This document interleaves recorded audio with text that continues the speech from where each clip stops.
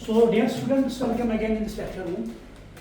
जैसा कि आप जानते हैं, हम ये प्रोटीन सिंथेसिस जो है पिछले 7-8 दिन से हम ये डिस्कस कर रहे हैं। हमने इसमें बहुत से टॉपिक्स पढ़े। पहला टॉपिक जो हमने डिटेल में पढ़ा दैट वाज ट्रांसक्रिप्शन। ये हमने डिटेल में पढ़ा। तो मैंने पहले भी बताया है कि प्रोटीन सिंथेसिस 2 स्टेप में होती है। One is called as transcription, second is called as translation. तो ट्रांसक्रिप्शन ये हमने डिटेल में पढ़ा, किस तरह जो टाइप्स ऑफ आरएनए, चाहे एमआरएनए हो, टीआरएनए, आरआरएनए हो, किस तरह ये न्यूक्लियस में बनते हैं और फिर किस तरह ये बाहर आते हैं राइबोसोम में, जैसे साइटोप्लाज्म में, जहाँ ये राइबोसोम के साथ एसोसिएट होते हैं और प्रोटीन सिंथेसिस होती है। तो हमने ट्रांसक्रिप्शन पढ़ ली है। तो उसके बाद दूसरा टॉपिक उसमें आता है जेनेटिक कोड। तो वो हमने कंप्लीट किया कि जेनेटिक कोड तो हमें इंफॉर्मेशन बता देता है, ये एक किस्म की लाइब्रेरी है। ये हमें इंफॉर्मेशन देता है जब प्रोटीन बनाना हो तो एक अमीनो एसिड को कोड करने के लिए हमें कितने नाइट्रोजनस बेसिस की ज़रूरत है। तो हमने यहाँ देखा तीन नाइट्रोजनस बेसिस कंबाइन होते हैं, तो उसे हम कोडान कहते हैं। That is called as codon. मान लो UCA। आप तो जानते हैं जो RNA है उसमें न्यूक्लियोटाइड्स कंबाइन होते हैं, जो मैंने स्ट्रक्चर में पढ़ाया। तो वहाँ 4 तरह के होते हैं। One is called as UCAG। These 4 nucleotides are there. So these 4 nitrogenous bases ये कंबाइन होते हैं एज ट्रिपलेट। तीन कंबाइन होते हैं, तो उसको हम ट्रिपलेट कहते हैं, या that is called as codon. और हर एक कोडान एक अमीनो एसिड कोड करता है। तो ये हमने कंप्लीट किया जेनेटिक कोड इसमें। तो उसके बाद जो इसमें फाइनल स्टेप आता है protein synthesis, that is called as translation. तो ट्रांसलेशन में भी हमने 2 लेक्चर कंप्लीट किए। तो उसमें मैंने पहले बताया आपको, ट्रांसलेशन करने के लिए हमें बहुत से रिक्वायरमेंट्स की ज़रूरत है। पहले तो हमें चाहिए RNA। तो RNA में हमें 3 टाइप्स आते हैं। One is called as mRNA, second is called as tRNA, third is called as ribosomal RNA।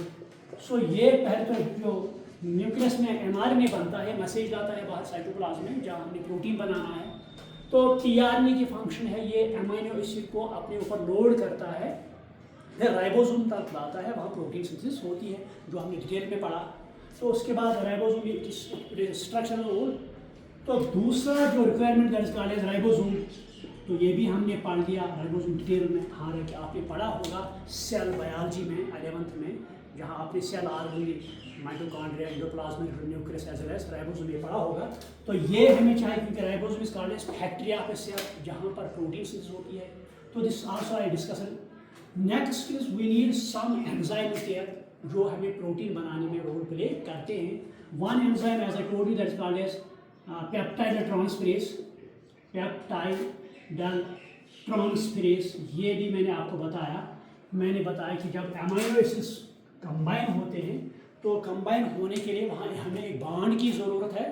तो उस बांड को हम पेप्टाइड बांड, यहाँ तो मान लो एक अमीनो एसिड बांड है, अमीनो एसिड सेकंड। तो जब ये क्लोज आएंगे तो ये एक बांड बनाएंगे यहाँ पर, that bond is called as peptide bond. तो पेप्टाइड बांड बनाने के लिए हमें एंजाइम की ज़रूरत है, that is called as peptidyl transferase. कभी ऑब्जेक्टिव आता है एग्जाम में, बांड फॉर्मेशन के लिए हमें कौन सा एंजाइम चाहिए। ये तो यूकैरियोट में होता है, लेकिन प्रोकैरियोट में ये तो वहाँ तो सम डिफरेंट मैकेनिज्म दिया है। वहाँ पर राइबोसोम जो है, एक तो ये स्ट्रक्चरल रोल प्ले करता है, प्रोटीन बनाता है। दूसरा ये it acts as catalyst in prokaryotes. आ सकता है, नीट में भी आ सकता है, या बोर्ड के एग्जाम में भी आ सकता है। वहाँ ये एक्ट करता है ribozyme. It acts as a catalyst और वी कैन से एंजाइम। तो ये आल्सो पेप्टाइड बॉन्ड बनाने में रोल प्ले। तो ये भी मैंने आपको डिटेल में बताया है कल के लेक्चर में। तो उसके बाद चेन को हमने इनिशिएशन करना है, तो we need for that codon, that is called as initiation codon. वो भी मैंने आपको बताया है। तो उसके बाद इलांगेशन करनी है हमें, वो भी मैंने आपको बताया है। तो कल के लेक्चर में हमने जो ये ट्रांसलेशन है, मैंने कहा कि ये 2-3 स्टेप्स में होती है। One step is called as initiation. Initiation means start. किस तरह ये initiation या translation होती है। Second step, as I told, discuss, that is called as elongation. क्योंकि मैं ये रिकैप करता हूँ ताकि आपको कल का लेक्चर जो हमने दिया थोड़ा वो रिकैप हो जाएगा, आपको याद होगा कि कल हमने क्या पढ़ा है। Elongation, third is called as termination. ये तो 3 स्टेप्स है जिनसे ये ट्रांसलेशन कंप्लीट। तो एज फार एज मैंने कल भी बताया, ये राइबोसोम है। इस राइबोसोम के 2 यूनिट्स हैं, one is called as small subunit, other is called as large. मान लो अगर हम यूकैरियोट का ले लेंगे ATS, तो उसके 2 यूनिट्स हैं, आपने पढ़ा होगा, one is called as 40S, other is called as 60S। अगर हम प्रोकैरियोट का ले लेंगे वहाँ तो मैंने बताया आपको 30S एंड 50S। तो जब प्रोटीन सिंथेसिस नहीं होती है सेल में, उस वक्त ये अलग अलग होते हैं, सेपरेट होते हैं। जो ही प्रोटीन सिंथेसिस स्टार्ट होगी, अब हमने प्रोटीन बनाना है, तो ये इस मामले पर यहाँ पर सेल है, यहाँ पर ये राइबोसोम के यूनिट्स हैं। जब प्रोटीन सिंथेसिस नहीं होती है सेल में, उस वक्त ये अलग अलग होते हैं। अब हमने प्रोटीन बनाना है, प्रोटीन बनाने के लिए उनको एसोसिएट होना पड़ता है। तो उस वक्त एक chemical substance called as magnesium, वो उनको एसोसिएट करने में रोल प्ले करता है। तो यहाँ पर वो मैंने निकाल के लेक्चर में आपको डिटेल में बताया। तो अब यहाँ पर क्या होता है, यहाँ पर mRNA आता है। कल मैंने बता दिया mRNA इसके बहुत से सेगमेंट्स होते हैं, these are called as segments. तो इन सेगमेंट्स को हम कहते हैं कोडान्स, क्योंकि यहाँ पर नाइट्रोजन बेसिस होते हैं, तो इनको हम कोडिंग साइट्स भी कहेंगे, कोडान्स भी, क्योंकि ये एक कोडान एक एमाइनो एसिड बनाएगा। तो इसमें कुछ साइट्स ऐसे, मान लो ये 5' है, यहाँ पर क्या होगा 3' है ना। तो यहाँ पर कुछ साइट सेगमेंट्स है जो कोडिंग सेगमेंट्स नहीं होते हैं, इससे पहले और इसके बाद, 5' से पहले 3' के बाद कुछ सेगमेंट्स ऐसे होते हैं जो प्रोटीन नहीं बनाते हैं। उनको मैंने कल कहा, उनको हम UTR, कल का लेक्चर आप देखेंगे तो वहाँ मैंने लिखा है UTR, अनट्रांसलेशनल रीजन, अनट्रांसलेशनल रीजन्स। तो ये वो रीजन्स जहाँ पर प्रोटीन सिंथेसिस या प्रोटीन सिंथेसिस में रोल प्ले, ये तो कल मैंने बताया कोई रोल नहीं प्ले करते, this are called as UTR। तो उसके बाद मैंने कहा यहाँ पर 2 साइट्स होते हैं, one is called as A site, second is called as P site. तो इसके अलावा ये तो NCERT में दिया गया है। NCERT के अलावा बाकी आप बहुत से रेफरेंस देखेंगे, तो वहाँ पर इस राइबोसोम में और एक साइट है, that is called as E site, E for exit. मैंने कल बताया, जब tRNA अपने आप पर एमाइनो एसिड लोड करेगा, फिर लाएगा कहाँ तक, राइबोसोम के पास। तो जब ये एमाइनो एसिड यहाँ पर आएगा तो ये अनलोड होगा, तो ये tRNA जो है ये अब एम्प्टी रहेगा, इसके पास अब एमाइनो एसिड नहीं है, क्योंकि उसने कहाँ गया वो A साइड पर। तो ये अब एम्प्टी रहेगा, तो उसको यहाँ से बाहर जाना है। तो बाहर जाने के लिए he need a site, that site is called as E site or is called as exit site। ये भी मैंने कल बताया।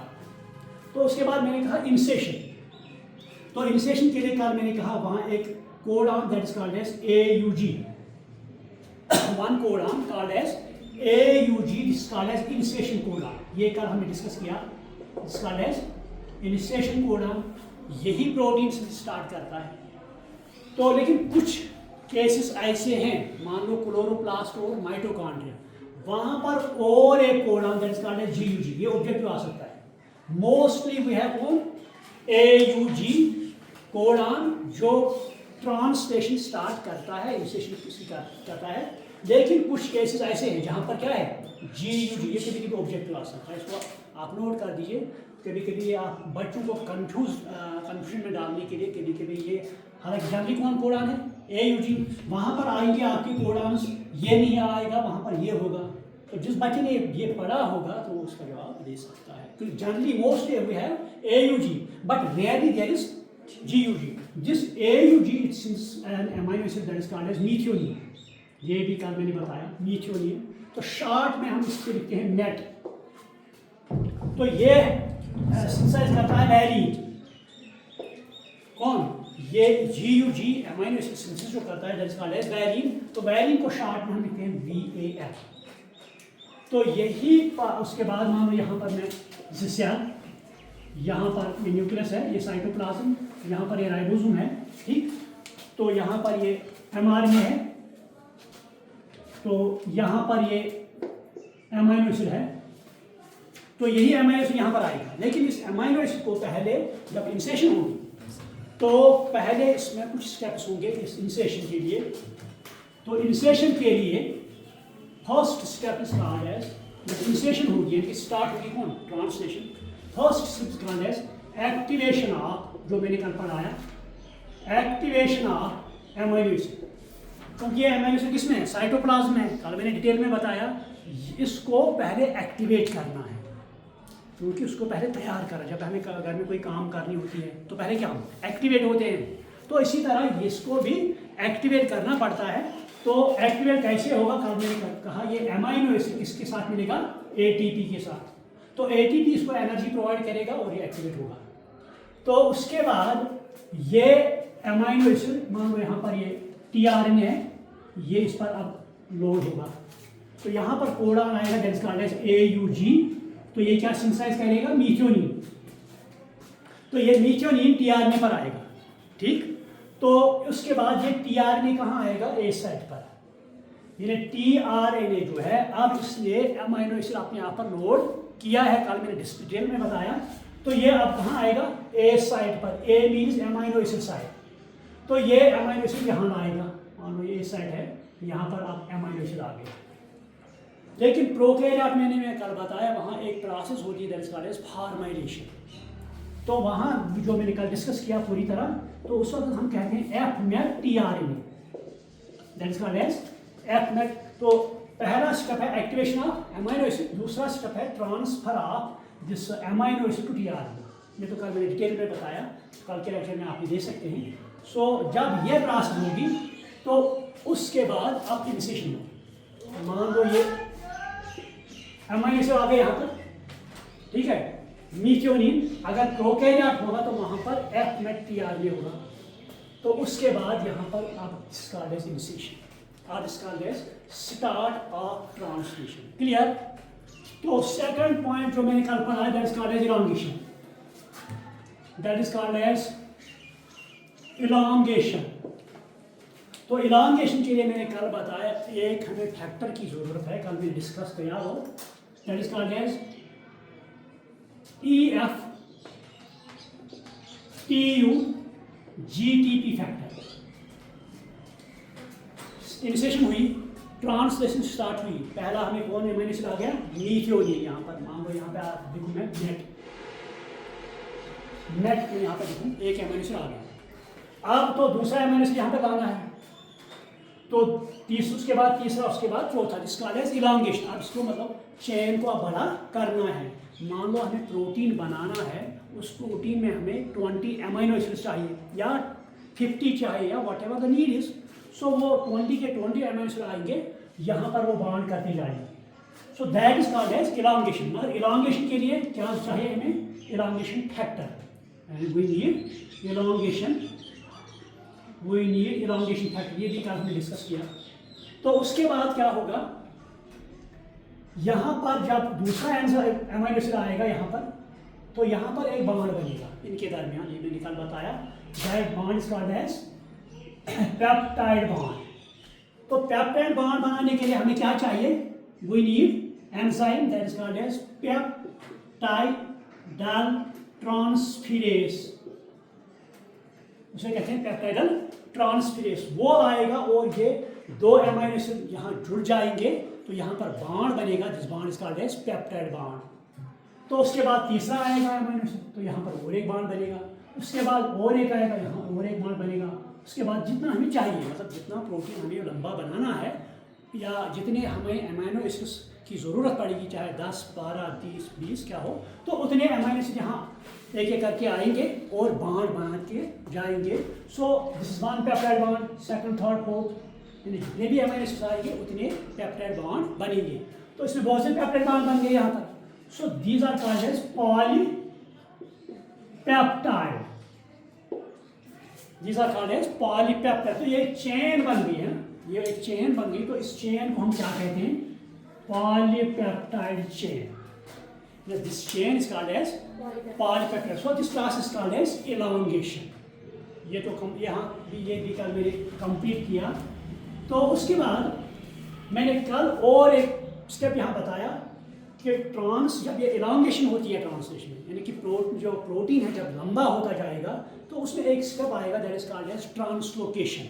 कल मैंने कहा that is called as translocation, that is called as translocation. Translocation means ये जो पॉलीपेप्टाइड चेन बनी है ना यहाँ पर, ये अब शिफ्ट होगी इस साइड से पी साइड। आप समझ में आता है आपको? यानी ट्रांसलोकेशन क्या है, यहाँ पर शिफ्ट होगा।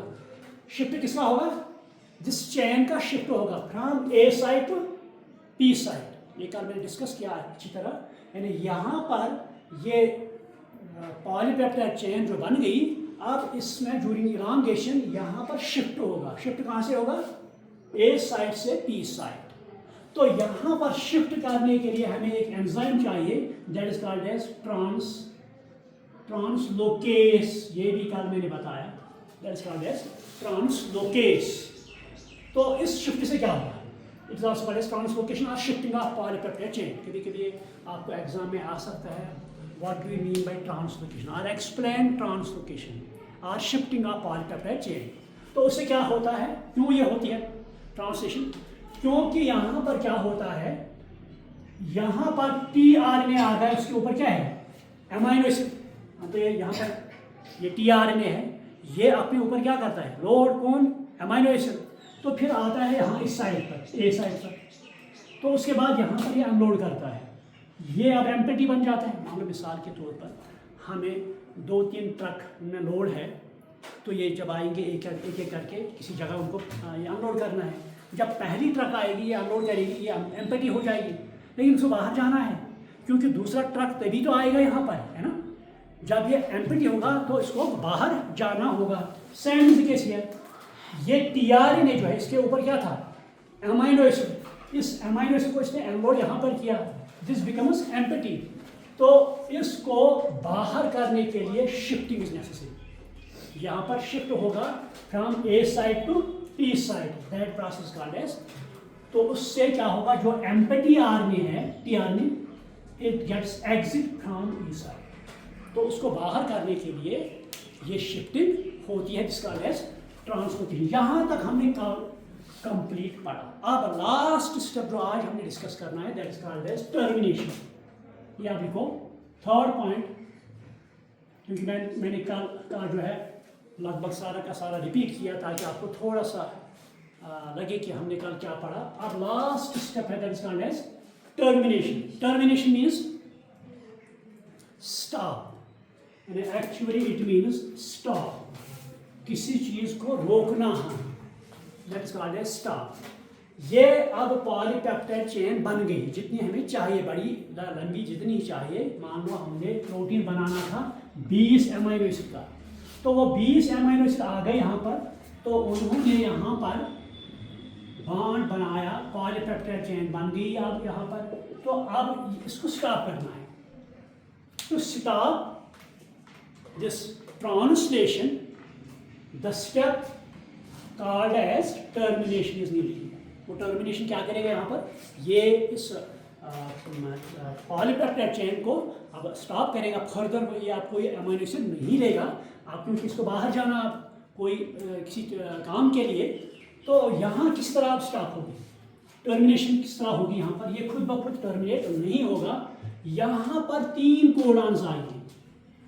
यानी पॉलीपेप्टाइड चेन को रोकने के लिए, फर्दर इलांगेशन से रोकने के लिए यहाँ पर 3 कोडॉन्स आएंगे। Number 1 UAA, number 2 UAG, number 3 UGU।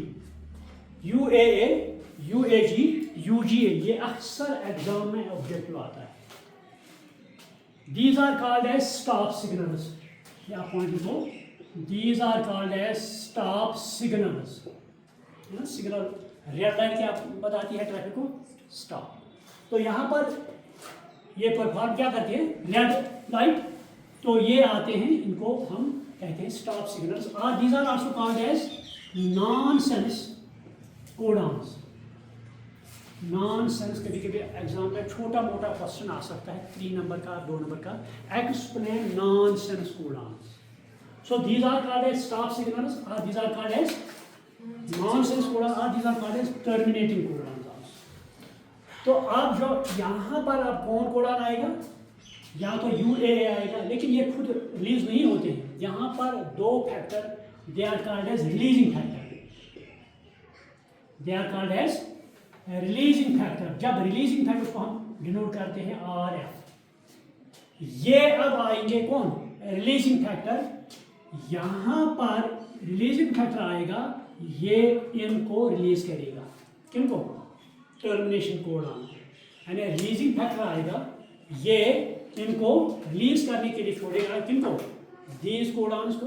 तो उसके साथ ये स्टॉप हो जाएगी, यहाँ टर्मिनेशन हो जाएगी. मान लो यहाँ पर आ गया last codon, that is called as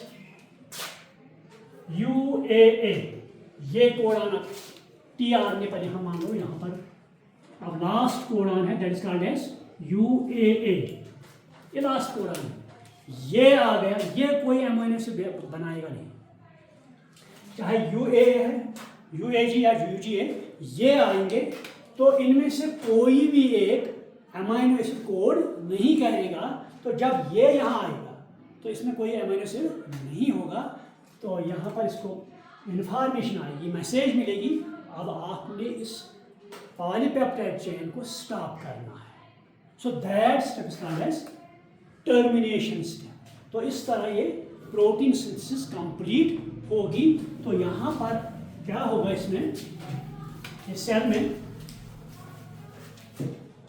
मान लो ये सेल है, इस सेल में ये राइबोसोम है, यहाँ पर ये mRNA है. तो हमें जो प्रोटीन चाहिए वो बन गया यहाँ पर. जिस प्रोटीन कंप्लीट हो गया यहाँ पर. अब यहाँ पर कौन एंटीसेंस कोडॉन आएगा, नॉनसेंस कोडॉन, ये इसको यहाँ पर ब्रेक करेगा. तो ये चेन जो है, this is called as now protein, और this called as polypeptide chain. This chain is called as polypeptide chain. कभी कभी क्वेश्चन आ सकता है एग्जाम में, एक्सप्लेन पॉलीपेप्टाइड चेन, या what we mean by polypeptide chain. तो अभी बन गया protein, this is called as simple protein. अब इसकी मॉडिफिकेशन होगी, इसके कुछ चेंजेस होंगे. जिस किस्म की फंक्शन इसको परफॉर्म करनी है इस प्रोटीन को, उसी किस्म की मॉडिफिकेशन होगी. मिसाल के तौर पर अब इस प्रोटीन को डायरेक्शन आ गई, आपने स्ट्रक्चर बनाना है, आपने बाल बनाने हैं, नेल्स बनाने हैं, बोन्स बनाने हैं. उस वक्त उसमें मॉडिफिकेशन होगी. This will be called as structural protein. This will be called as structural protein. यानी जिस तरह हमें प्रोटीन चाहिए, मान लो हमें बॉडी का स्ट्रक्चर बनाना है, हमने बाल बनाने, हेयर्स, हमने नेल्स बनाने हैं. Nail is actually protein, it is made up of keratin. Keratin किसे, प्रोटीन. तो केराटिन जब कोई प्रोटीन बनेगा उस पर मॉडिफिकेशन होगी. जिस तरह की हमें प्रोटीन चाहिए उसी तरह की मॉडिफिकेशन होगी. या मान लो यहाँ पर हमने एंटीबॉडी बनाना है, वहाँ पर भी ये प्रोटीन आएंगे, इनको मॉडिफिकेशन होगी.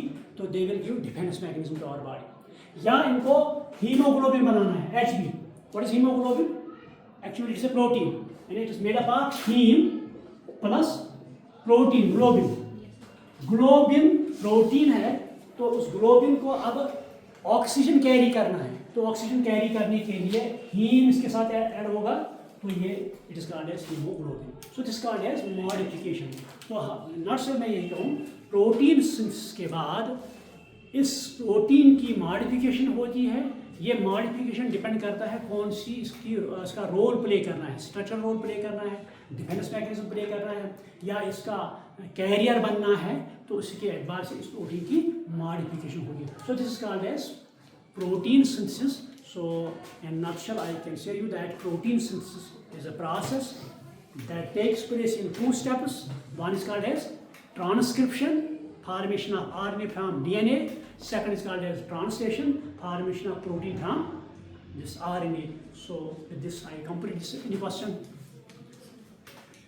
So this is the session for today. Thank you.